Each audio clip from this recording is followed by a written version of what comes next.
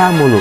Air mata Anda di masa kecil dengan air mata Anda di masa dewasa, mana yang lebih banyak?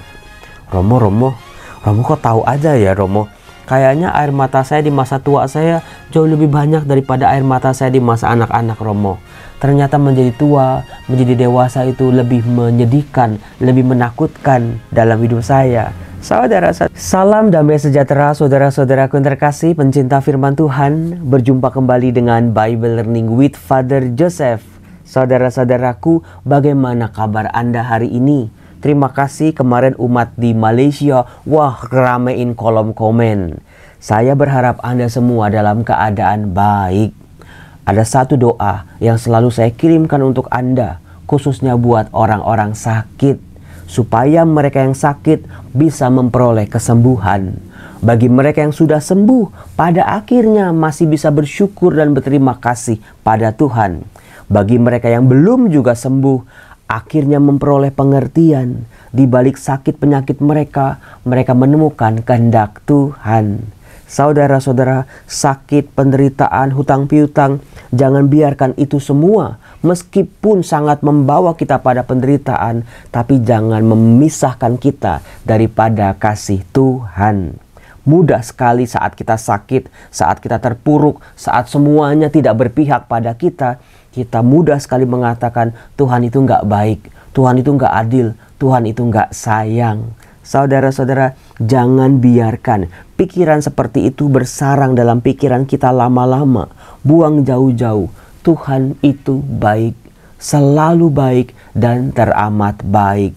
Tanamkan itu terus-menerus sampai apa yang kita percaya sungguh-sungguh jadi kenyataan.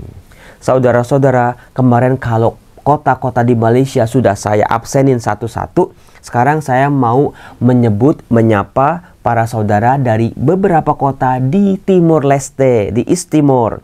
Silakan ramein kolom komen ya. Anda yang dari Dili, coba muncul.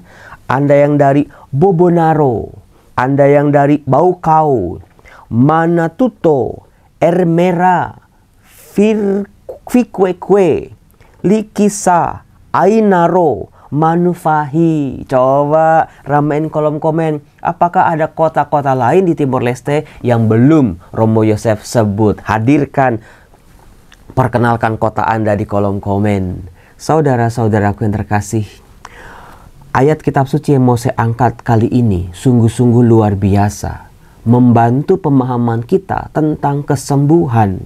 Tentang Tuhan Yesus itu punya kuasa kesembuhan, kita semua sudah tahu.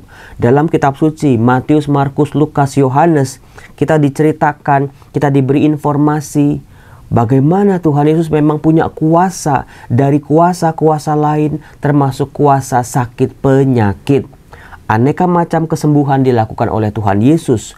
Bagaimana mereka yang sakit dari berbagai macam daerah betul-betul disembuhkan dalam nama Tuhan ini. Tapi saudara-saudaraku yang terkasih, apakah iman kita, relasi kita pada Yesus hanya sekedar aku sakit, lalu Tuhan Yesus menyembuhkan, lalu aku percaya padanya? Saya rasa tidak sesederhana itu. Injil Matius yang dibacakan di awal bulan Januari ini, khususnya Matius bab 4, mudah-mudahan memberi kita kesadaran baru. Apa sih artinya kesembuhan dalam firman Tuhan? Bagaimana supaya aku bisa memperoleh kesembuhan yang berasal dari kuasa Yesus Kristus yang aku percayai ini? Kalau aku belum kunjung sembuh, apa-apa saja yang bisa aku perbuat? Mudah-mudahan dengan harapan dalam Tuhan, suatu saat aku bisa sembuh. Romo, kalau cuman saya orang tua ini yang sakit ini udah biasa Romo. Tapi seringkali yang membuat batin kita tertekan adalah saat yang sakit adalah pasangan hidup. Saat yang sakit adalah anak-anak bahkan cucu. Maka dari itu saudara-saudara, mari kita pelajari bagaimana saat kita berdoa, saat kita mohon kesembuhan, kesembuhan pun terjadi dalam hidup kita. Saya mau mengajak Anda semua membaca surat Rasul pertama. Surat pertama Rasul Yohanes bab 3 ayat 22. Di sana dikatakan begini.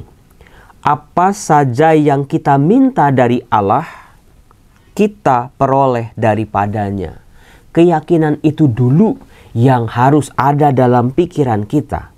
Jangan apa yang aku minta dari Allah, mudah-mudahan, ya barangkali, ya untung-untungan Tuhan mengabulkannya. Itu setengah-setengah.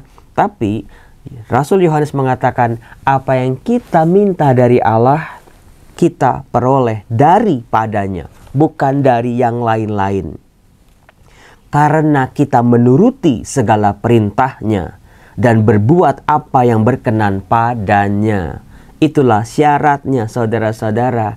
Kalau kita punya permohonan, kalau kita punya doa, kalau kita punya permintaan pada Tuhan, salah satunya mau sembuh, mau rezekinya dipulihkan, mau hutang piutangnya dilunasi, dengan berbagai macam cara-cara Tuhan, kita menuruti segala perintahnya.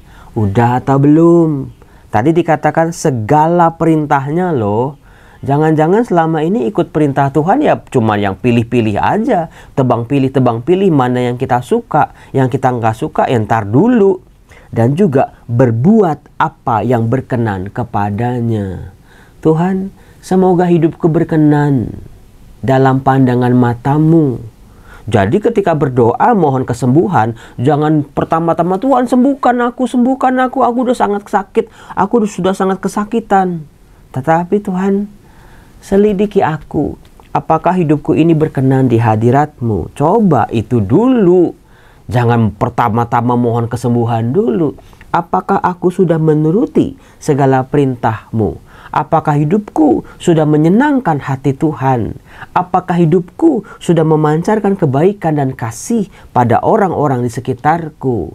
Saudara-saudaraku yang terkasih, hal itu disempurnakan dalam bacaan Injil. Bacaan Injilnya cukup panjang ya, karena dipilihkan ini bab 4 Matius ayat 12 sampai 17, dilanjutkan dengan ayat 23 sampai 25. Saya akan mengajak Anda untuk peka terhadap struktur sebuah Injil. Injil ini nggak cerita yang ngalor ngidul, yang panjang-panjang kayak kereta api nggak ada putusnya. Tapi letak atau struktur atau bagian per bagian dalam Injil itu menarik untuk diperhatikan. Contoh begini, kan tadi saya di awal sudah mengatakan, wah Tuhan Yesus itu keliling. Tuhan Yesus itu menyembuhkan banyak penyakit di banyak kota. Apakah penginjil Matius langsung menjelaskan kesembuhan itu? Rasanya tidak. Didahului oleh beberapa tindakan penting Tuhan Yesus. Dikatakan, ketika mendengar bahwa Yohanes Pembaptis ditangkap, Yesus menyingkir ke Galilea. Yohanes Pembaptis itu ditangkap di daerah selatan. Daerah selatan sudah pernah saya katakan orangnya lebih religius karena ada bait Allah di situ, ada Yerusalem di situ. Orangnya sangat-sangat menganggap diri suci. Tapi mendengar pewartaan Yohanes Pembaptis, mereka ada yang senang, ada yang nggak senang. Herodes salah satu yang senang tapi terbelenggu oleh keadaan, sehingga Yohanes Pembaptis ditangkap dan akhirnya karena persekongkolan Herodias, akhirnya Yohanes Pembaptis harus di kepalanya. Nah, mendengar itu, Yesus langsung menyingkir ke Galilea, ke daerah atas, ke daerah utara. Kalau selatan, itu perbatasannya itu cuman padang gurun, saudara-saudara. Sementara kalau di utara, itu ada Dekapolis, ada kota-kota bangsa asing yang tidak mengenal Allah. Nah, ini poin saya, saudara-saudara. Kalau dalam perjanjian lama, kita pernah sih mendengar misalnya Panglima Raja Aram yang disembuhkan dari sakit kusta, kemudian janda di Sarfat yang memperoleh mukjizat dari Tuhan. Beberapa orang dari orang asing memperoleh kesembuhan, tapi tidak diceritakan mereka percaya dan mengikuti Allahnya orang Israel. Lebih banyak dalam perjanjian lama, dalam relasi Israel dengan negara-negara tetangganya, lebih banyak kisahnya orang-orang Israel ini, umat Allah ini malah terpikat dengan dewa-dewa bangsa lain. Itu yang biasanya terjadi, itu yang sering kali dikritik oleh para nabi. Bagaimana tidak dengan Mesir paut dengan dewa-dewa Mesir, dengan Aram, dengan Asyur, dengan Babel, dengan orang-orang Kanaan. Selalu diceritakan orang-orang Israel, umat Allah inilah, umat pilihan Allah ini justru lebih terpikat dengan dewa-dewa bangsa-bangsa lain. Nah, ini yang mau disempurnakan oleh Tuhan Yesus. Ini yang mau diluruskan oleh Tuhan Yesus. Untuk pertama kalinya, saudara-saudara, Allah orang Israel dengan kabar baiknya, dengan kabar sukacitanya, dengan karya keselamatannya dikenal, dipercaya oleh orang-orang dari bangsa lain. Jadi di sini Tuhan Yesus sedang mewartakan kerajaan Injil kepada bangsa-bangsa lain. Keterbukaan dari pihak Allah menerima bangsa-bangsa lain. Karena apa? Bangsanya sendiri menolak pewartaan kabar sukacita. Ia meninggalkan Nazaret dan diam di Kapernaum. Nazaret adalah kota tempat Yesus dibesarkan. Di situ justru Tuhan Yesus ditolak. Tidak banyak berbuat mukjizat karena banyak orang meragu-ragukan dia. Yesus lebih tinggal di Kapernaum, di perkampungan seputar Danau Galilea. Di tepi danau, di daerah Zebulon dan Naftali. Disebut dua kota, saudara-saudara, Zebulon dan Naftali. Supaya genaplah firman yang disampaikan oleh Nabi Yesaya. Tanah Zebulon dan tanah Naftali, jalan ke laut, daerah seberang sungai Yordan, Galilea, wilayah bangsa-bangsa lain. Bangsa yang diam dalam kegelapan telah melihat terang yang besar. Dan bagi mereka yang diam di negeri yang dinaungi maut telah terbit terang. Saudara-saudara yang terkasih, bagaimana seperti setetes air jatuh ke permukaan, menyebar makin luas, makin luas, makin luas. Tidak bisa di-stop sampai detik ini. Pewartaan kabar sukacita Injil bahwa Allah sungguh kuasa. Allahnya orang Israel itu dahsyat. Allah yang kita percaya ini Allah yang maha kuasa. Itulah yang dihadirkan, diwartakan, dihidupi oleh Tuhan Yesus Tuhan kita. Jadi saudara-saudara, di sini Tuhan Yesus memberitakan kabar baik. Di ayat 17, sejak waktu itu Yesus memberitakan, bertobatlah sebab kerajaan Allah sudah dekat. Bayangin ayat 12, 13, 14, 15, 16, 17. Belum ada itu kisah-kisah tentang kesembuhan. Kisah-kisah tentang Yesus mengusir orang-orang yang kerasukan setan. Belum ada.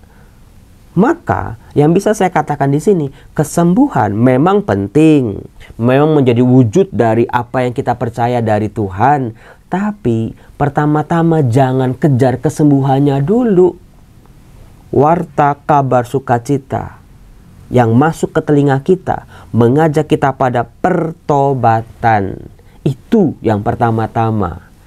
Firman Tuhan halus mengundang jawabanku. Ketika kabar sukacita diwartakan, ketika kasih Tuhan kita dengar, ketika ajakan-ajakan Tuhan, perintah-perintah Tuhan, bertobatlah. Apakah kita langsung memberikan jawaban yang positif? Atau entar dulu ya, entarlah masih muda, kejar dunia dulu. Entarlah kalau udah pensiun, entarlah kalau udah begini, kalau udah begitu. Gimana mau terjadi kesembuhan dalam hidup kita kalau terhadap undangan kasih Tuhan, tawaran kabar sukacita Injil, kita masih menunda-nunda, kita masih menutup pintu kita. Disuruh berbagi, pelitnya minta ampun. Disuruh hidup dalam kasih, masih suka galak, bahkan KDRT. Disuruh setia, masih suka pelintat-pelintut. Ya gimana? Romo, saya itu hidupnya penuh bergelimang dosa, Romo. Tapi saya sehat-sehat aja, Romo. Saya coba mengatakannya, belum. Tuhan tuh masih sayang, masih kasih kesempatan. Kita yang seringkali, wah nggak apa-apa. Nanti kalau udah kena batunya, baru nangis bombay. Saudara-saudara, mari ajakan Tuhan Yesus terhadap pertobatan. Karena kerajaan surga sudah dekat. Apakah membawa kita untuk memberi jawaban yang tepat pada Tuhan. Dikatakan, Yesus pun berkeliling di seluruh Galilea. Ia mengajar dalam rumah ibadat dan memberitakan Injil Kerajaan Allah. Jadi lihat, sampai ayat 23 pun yang dilakukan oleh Tuhan Yesus adalah mengajar dalam rumah-rumah ibadat, berkeliling ke daerah-daerah Galilea, memberitakan Injil Kerajaan Allah. Jadi lagi-lagi sebuah bukti, bukan kesembuhan itu nggak penting, bukan kesembuhan itu nggak harus dimohonkan, itu juga penting. Tapi jangan jadikan itu letak yang pertama alasan kita mengikuti Tuhan Yesus. Aku mengikuti Tuhan, aku menerima Tuhan Yesus sebagai Sang Juru Selamat dalam hidupku karena aku memberikan jawaban terhadap kabar sukacita Injil, terhadap ajaran-ajaran Tuhan Yesus. Yesus yang berkeliling ke daerah-daerah, termasuk Yesus masuk dalam hatiku. Aku percaya dengan segenap hatiku. Nah, baru setelah itu saudara-saudara, di tindakannya yang berikut, Yesus melenyapkan segala penyakit dan kelemahan di antara bangsa itu. Penyakit dan kelemahan masing-masing dari kita punya. Romo, saya itu sakit Romo, sakit pinggang, sakit jantung, sakit kena CA, sakit gangguan pernafasan, sakit di otak saya Romo misalnya, sakit fisik. Tapi saudara-saudara, yang disembuhkan oleh Tuhan Yesus bukan sekedar sakit fisik, tapi kelemahan. Ini dia sarangnya kita ini, kelemahan demi kelemahan. Coba Anda koreksi diri Anda di tahun 2024. Kelemahan apa saja yang merusak hidup Anda? Romo, malu Romo. Ada banyak. Kalau sakit mungkin cuma sakit sendi-sendi, nggak bisa angkat tangan Romo. Tapi kalau kelemahan, waduh Romo, bikin saya nangis. Saudara-saudara, coba cek ya. Kemarin saya tuh di rumah Teduh Suryo itu ada anak nangis mulu, keluar air mata mulu. Air mata Anda di masa kecil dengan air mata Anda di masa dewasa, mana yang lebih banyak? Romo kok tahu aja ya Romo? Kayaknya air mata saya di masa tua saya jauh lebih banyak daripada air mata saya di masa anak-anak Romo. Ternyata menjadi tua, menjadi dewasa itu lebih menyedihkan, lebih menakutkan dalam hidup saya. Saudara-saudara yang terkasih, izinkan Tuhan Yesus melenyapkan dan menyembuhkan segala sakit, penyakit, dan kelemahan dalam hidup kita. Kalau Anda ke dokter aja, dokter harus menganalisa bukan sebelum kasih obat, mana yang sakit, gejalanya apa, berapa kali kambuhnya. Misalnya, habis makan apa kok pusing-pusing gitu kan, mual-mual, bahkan diare. Tadi sebelumnya makan apa, istirahatnya cukup apa enggak. Misalnya kayak gitu. Lifestyle-nya bagaimana kok kolesterolnya tinggi, berapa kali berolahraga misalnya. Dokter aja harus menganalisa. Maka kita pun kalau kita mau sembuh, coba kenali badan kita, kenali juga kelemahan kita. Ya gimana Tuhan mau menyembuhkan kita kalau kita sendiri tidak mengenali?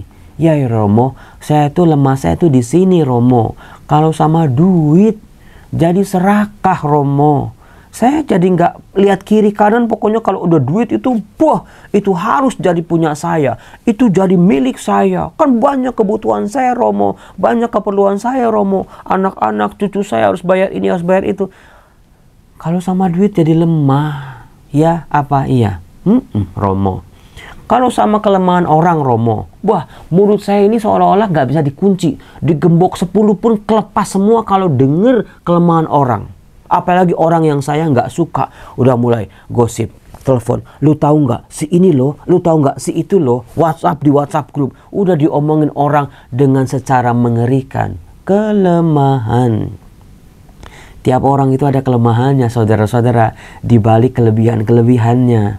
Terhadap kelebihan mungkin kita itu, wah, penuh sukacita, tapi terhadap kelemahan ditutup-tutupi, disembunyikan dengan berbagai macam cara pun akan melemahkan kita. Maka minta Tuhan, Tuhan jangan cuma sakit penyakitku yang kau sembuhkan, tapi aku ternyata juga punya kelemahan demi kelemahan. Tuhan sembuhkanlah juga kelemahan-kelemahanku ini, kelemahan rohani. Romo, kenapa ya Romo? Kalau doa tuh saya suka ngantuk banget. Tapi kalau nonton Korea sampai jam 2 aja nggak pernah ngantuk. Iya ya Romo ya. Berarti ini bukan doanya yang panjang ini. Ada sesuatu dalam diri saya ini Romo yang harus diperbaiki. Romo, kalau saya itu jalan ke gereja Romo, kayaknya males banget Romo. Tapi kalau jalan keliling di mall, lagi punya duit banyak gitu, nggak ada capek-capeknya. Kalau ibu-ibu lagi nyari sepatu, nyari tas, nyari baju baru, wah ke umur dikelilingin 5 kali juga nggak ada capek-capeknya. Tapi kenapa kalau ke gereja Romo, saya tuh gampang capek, lutut saya goyang-goyang Romo. Romo, kok kalau saya itu ya sama anak tuh nggak sabar banget Romo. Nggak sabar, dikit-dikit marah, dikit-dikit marah, dikit-dikit marah. Saudara-saudara yang terkasih, bisa jadi itu kelemahan kita juga. Kelemahan itu ada begitu banyak. Tuhan, sembuhkan aku dari kelemahanku. Aku percaya Tuhan, Engkau pun akan melenyapkan sakit penyakitku. Kalau apa tadi? Kalau kita menuruti segala perintahnya dan berbuat apa yang berkenan kepadanya. Nah, baru sejak itu tersiarlah berita tentang dia di seluruh Syria. Dibawalah kepadanya semua orang yang buruk keadaannya, yang menderita berbagai penyakit dan sengsara, yang kerasukan dan yang sakit ayan dan lumpuh. Lalu Yesus menyembuhkan mereka. Dikatakan sakit, sengsara. Mungkin kelemahan gak ada. Mungkin sakit penyakit fisiknya oke. Tapi sengsara karena kelilit hutang, dikejar-kejar pinjol, sengsara karena punya menantu kayak begini, sengsara karena punya mertua kayak begini, sengsara karena hidup perkawinannya begini. Datang pada Yesus. Biarlah Tuhan melenyapkan sakit penyakit, kesengsaraan, bahkan kerasukan, sakit ayan dan lumpuh, mental illness. Ini tadi ayan dalam orang-orang masa lalu dipercaya sebagai sakit jiwa, sakit mental. Itu pun disembuhkan oleh kuasa Tuhan. Maka orang banyak berbondong-bondong mengikuti dia. Mereka datang dari Galilea dan dari Dekapolis, dari Yerusalem, dari Yudea dan dari seberang sungai Yordan. Ingat, orang-orang di Yerusalem itu menolak Yohanes Pembaptis, tapi datang ke atas. Mereka ini sadar, terpikat. Yesus bagaikan magnet yang bisa menarik semua orang. Karena apa? Bukan karena kesembuhan, bukan karena mukjizatnya, tapi karena kabar sukacita Injil.